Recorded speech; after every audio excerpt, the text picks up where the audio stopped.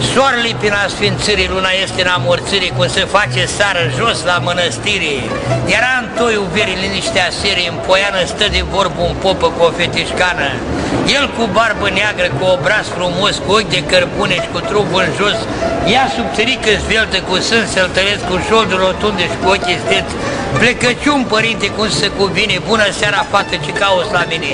Păi am venit, părinte, să mă spevedesc, că ai păcate multe după cum gândesc. Bine, fata, tate, ți-o da ascultare, stai cu lea pe iarbă, spune și te doare. Cum să spun, părinte, sunt căsătorită, de vreo câțiva ani de zile sunt nefericită.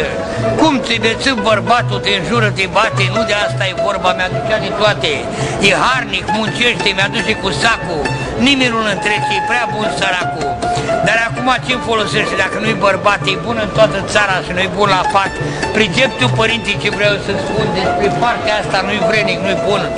Spune, măi, fetiță, nu-ți fie rușine, spune cum ți-i vorba, să înțeleg mai bine. Nu te ia în brață, nu ești sărutată, nu stă ca bărbatul ce dorește o fată. Cum să spun, părinte, are aia mică că mă simte aproape, nu se ridică, el mă ia în brață, dă să mă sărute, eu mă bag în trânsă, că doar mă fute. Încalecă pe mine, râgâde la coaie, în zadar mă chinui, pula-i să moaie. Mă zbat toată noaptea, mă frământ și gem, ce-o fi ăsta, Doamne, o fi un blestem.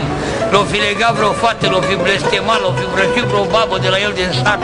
Am venit, părinte, dacă mă înțelegi, să te rogi la Domnul soțul să-l dezlegi.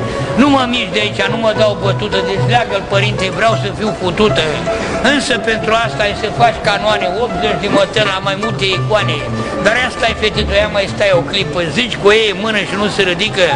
Cum o vine asta? Nu pricep de fel, care ți este soțul așa de tembel? Nu e de mirare să mărturisesc, că aud prima dată de când te vedesc. Ești fată frumoasă, sângele-i culmea, să n-ai parte în viață de o pulă ca lumea. Știi ce ți-aș propune, îi spune popa acum, hai ca să încercăm să o luăm în brață, să ne sărutăm, eu să-ți mângâi pieptul, să te privesc goală, tu să bagi de seamă dacă mi se scoală.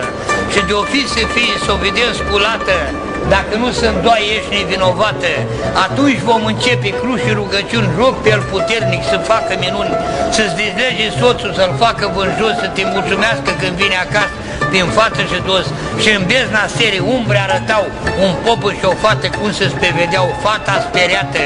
Vai, ce asta mare, încep să mă tem de pe acum gem.